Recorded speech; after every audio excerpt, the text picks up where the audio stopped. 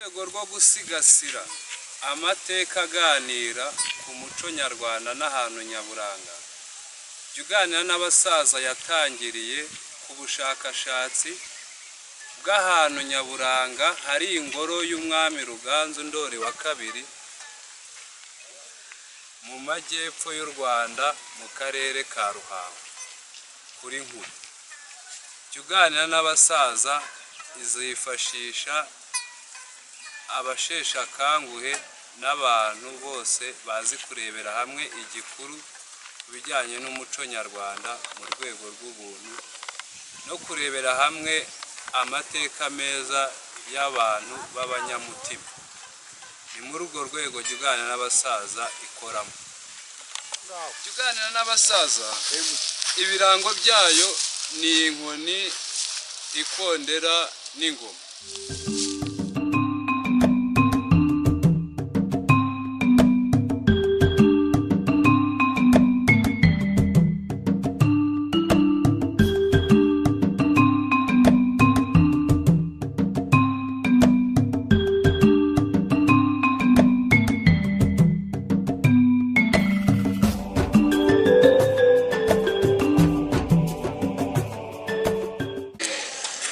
Umugezi w'ubuzari munini iyo wuzuye abamwana n'inyabaruka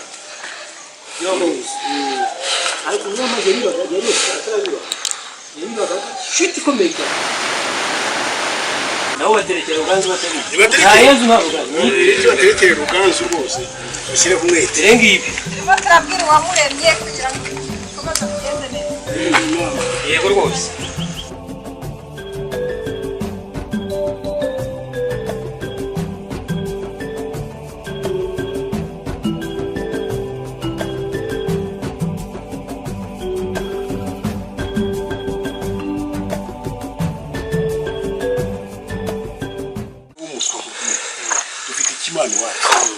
ufite n'ikimana cy'imbirimana matovu byamaze kuba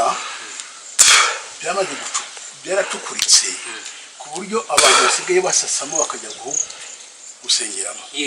Kandi muri 2000 twagiyeyo guterekera, hari umuhungu w'Umusuwisi waje guterekera iwabo.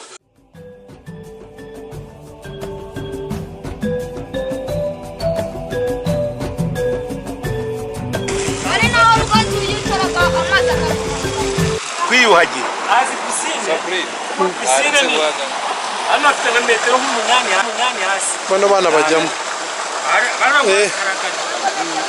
n'amatwite uzi koga uno kwisi koga mpagaze